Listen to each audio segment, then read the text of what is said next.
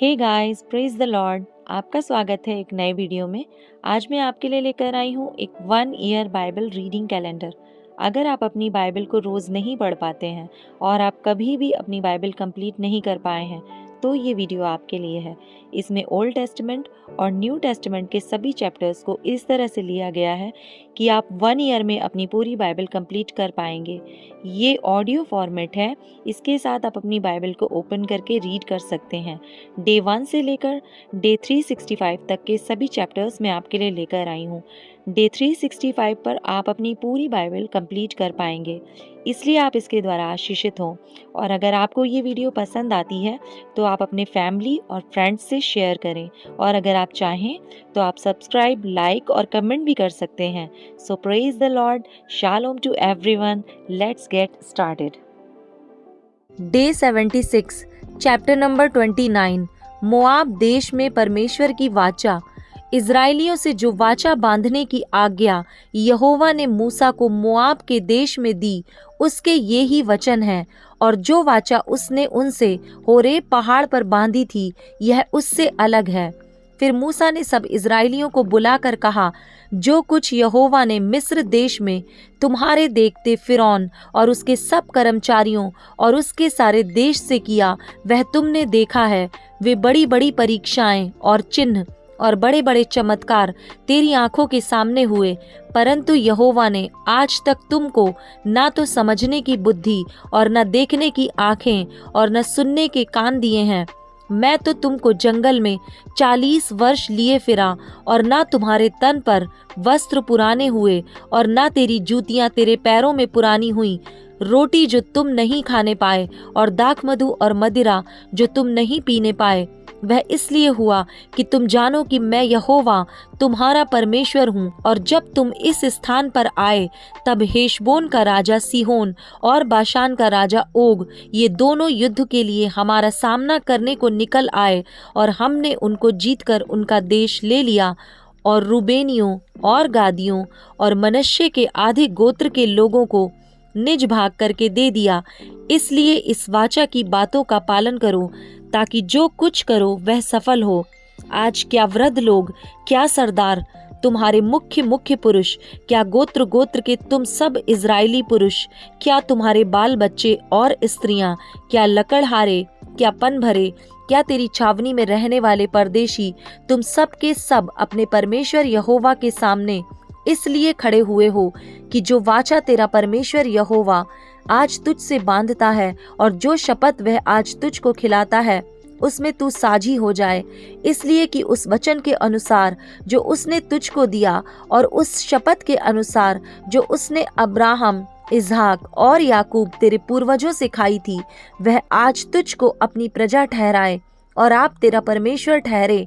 फिर मैं इस वाचा और इस शपथ में केवल तुमको नहीं, परंतु उनको भी जो आज हमारे संग यहाँ हमारे परमेश्वर यहोवा के सामने खड़े हैं और जो आज यहाँ हमारे संग नहीं हैं, साझी करता हूँ। तुम जानते हो कि जब हम मिस्र देश में रहते थे और जब मार्ग में की जातियों के बीचों बीच होकर आ रहे थे, तब तुमने उनकी कैसी कैसी घिनौनी वस्तुएं और काठ, पत्थर, चांदी, सोने की कैसी मूर्तें देखीं। इसलिए ऐसा ना हो कि तुम लोगों में से ऐसा कोई पुरुष या स्त्री या कुल या गोत्र के लोग हों जिनका मन आज हमारे परमेश्वर यहोवा से फिर जाए और वे जाकर उन जातियों के देवताओं की उपासना करें। फिर ऐसा ना हो कि तुम्हारे मध्य ऐसी कोई जड़ हो जिससे विष या कड़वा बीज उगा हो, और ऐसा मनुष्य इस शाप के वचन सुनकर अपने को आशीर्वाद के योग्य माने और यह सोचे कि चाहे मैं अपने मन के हट पर चलूं और तृप्त होकर प्यास को मिटा डालूं, तो भी मेरा कुशल होगा।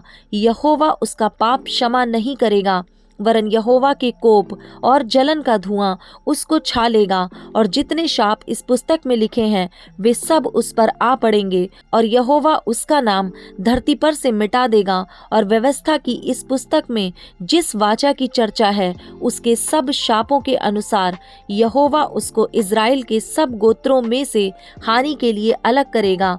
और आने वाली पीढ़ियों में तुम्हारे वंश के लोग जो तुम्हारे बाद उत्पन्न होंगे और परदेशी मनुष्य भी जो दूर देश से आएंगे, वे उस देश की विपत्तियां और उसमें यहोवा के फैलाए हुए रोग देखकर और यह भी देखकर कि इसकी सब भूमि गंधक और लोन से भर गई है और यहाँ तक जल गई है कि इसमें कुछ ना बोया जाता और ना कुछ जम सकता और ना घास उगती है, वरन सदोम और अमोरा, अदमा और सबोयीम के समान हो गया है, जिन्हें यहोवा ने अपने कोप और जलजलाहट में उलट दिया था।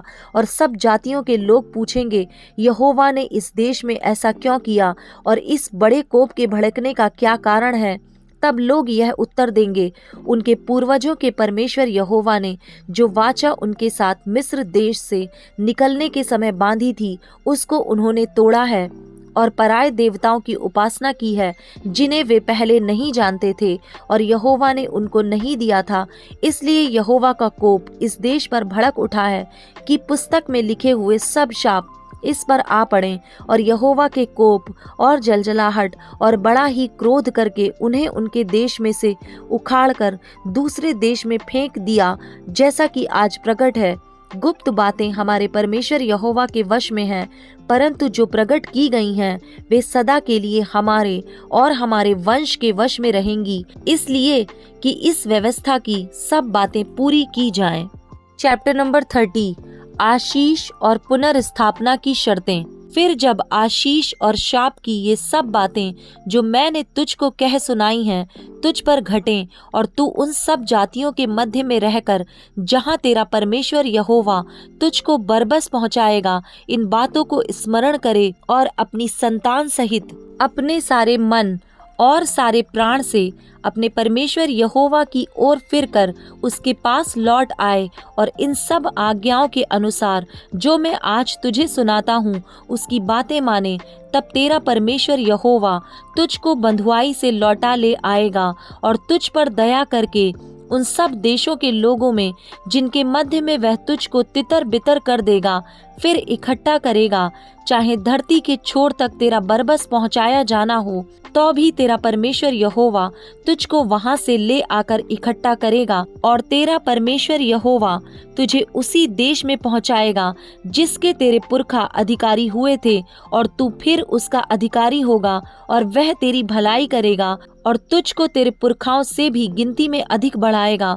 और तेरा परमेश्वर यहोवा तेरे और तेरे वंश के मन का खतना करेगा कि तू अपने परमेश्वर यहोवा से अपने सारे मन और सारे प्राण के साथ प्रेम करे, जिससे तू जीवित रहे। और तेरा परमेश्वर यहोवा ये सब शाप की बातें तेरे शत्रुओं पर जो तुझसे बैर करके तेरे पीछे पड़ेंगे भेजेगा, और तू फिरेगा और यहोवा की सुनेगा और इन सब आज्ञाओं को मानेगा जो मैं आज तुझको सुनाता हूँ।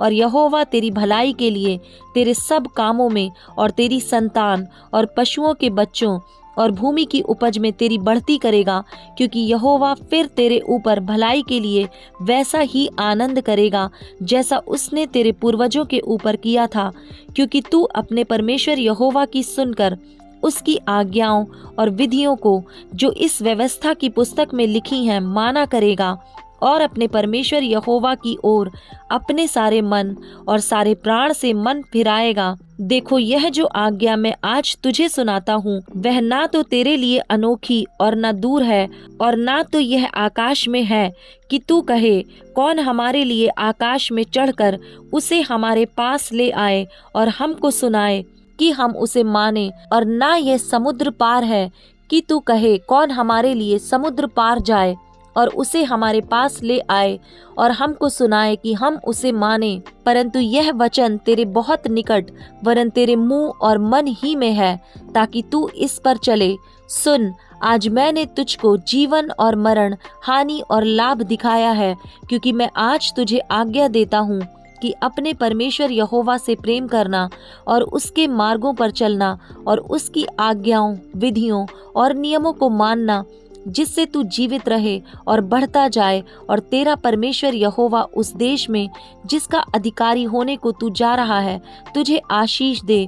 परंतु यदि तेरा मन भटक जाए और तू ना सुने और भटक कर पराये देवताओं को दंडवत करे और उनकी उपासना करने लगे, तो मैं तुम्हें आज यह चेतावनी दिए देता हूँ कि तुम निसंदेह नष्ट हो जाओगे, और जिस देश का अधिकारी होने के लिए तू यरदन पार जा रहा है, उस देश में तुम बहुत दिनों के लिए रहने ना पाओगे।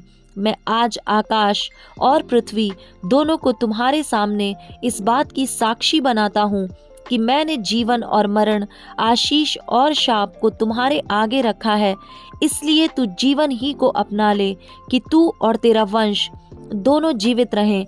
इसलिए अपने परमेश्वर यहोवा से प्रेम करो और उसकी बात मानो और उससे लिपटे रहो, क्योंकि तेरा जीवन और दीर्घ जीवन यही है।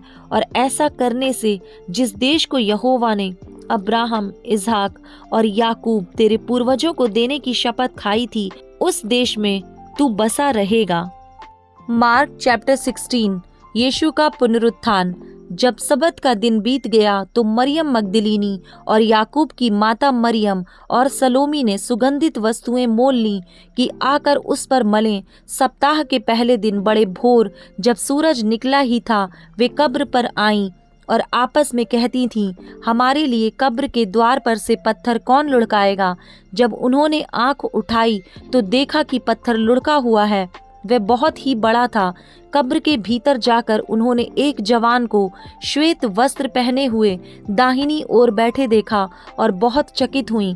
उसने उनसे कहा, चकित मत हो, तुम यीशु नासरी को जो क्रूस पर चढ़ाया गया था ढूंढती हो। वह जी उठा है, यहाँ नहीं है। देखो, यही वह स्थान है जहाँ उन्होंने उसे रखा था। परंतु तुम जाओ और उसके चेलों और पतरस से कहो कि वह तुमसे पहले गलील को जाएगा, जैसा उसने तुमसे कहा था, तुम वहीं उसे देखोगे। और वे निकलकर कब्र से भाग गईं, क्योंकि कपकपी और घबराहट उन पर छा गई थी, और उन्होंने किसी से कुछ न कहा, क्योंकि डरती थीं। मरियम मगदलीनी को यीशु का दिखाई देना। सप्ताह के पहले दिन भोर होते ही वह जी उठकर पहले पहल मरियम मगदलीनी को, जिसमें से उसने 7 दुष्ट आत्माएं निकाली थीं, दिखाई दिया। उसने जाकर यीशु के साथियों को, जो शोक में डूबे हुए थे और रो रहे थे, समाचार दिया। उन्होंने यह सुनकर कि वह जीवित है और उसने उसे देखा है, प्रतीति ना की। 2 चेलों को यीशु का दिखाई देना। इसके बाद वह दूसरे रूप में उनमें से 2 को, जब वे गांव की ओर जा रहे थे, दिखाई दिया। उन्होंने भी जाकर दूसरों को समाचार दिया, परंतु उन्होंने उनकी भी प्रतीति ना की। 11 को यीशु का दिखाई देना। पीछे वह उन 11 को भी, जब वे भोजन करने बैठे थे, दिखाई दिया और उनके अविश्वास और मन की कठोरता पर उल्हाना दिया, क्योंकि जिन्होंने उसके जी उठने के बाद उसे देखा था, इन्होंने उनकी प्रतीति ना की थी। और उसने उनसे कहा, तुम सारे जगत में जाकर सारी सृष्टि के लोगों को सुसमाचार प्रचार करो। जो विश्वास करे और बपतिस्मा ले, उसी का उद्धार होगा, परंतु जो विश्वास ना करेगा वह दोषी ठहराया जाएगा। विश्वास करने वालों में ये चिन्ह होंगे कि वे मेरे नाम से दुष्ट आत्माओं को निकालेंगे, नई नई भाषा बोलेंगे, सांपों को उठा लेंगे, और यदि वे प्राणनाशक वस्तु भी पी जाएं तो भी उनकी कुछ हानि ना होगी। वे बीमारों पर हाथ रखेंगे और वे चंगे हो जाएंगे। यीशु का स्वर्गारोहण। प्रभु यीशु उनसे बातें करने के बाद स्वर्ग पर उठा लिया गया और परमेश्वर की दाहिनी ओर बैठ गया, और उन्होंने निकलकर हर जगह प्रचार किया, और प्रभु उनके साथ काम करता रहा और उन चिन्हों के द्वारा जो साथ साथ होते थे, वचन को दृढ़ करता रहा। आमीन।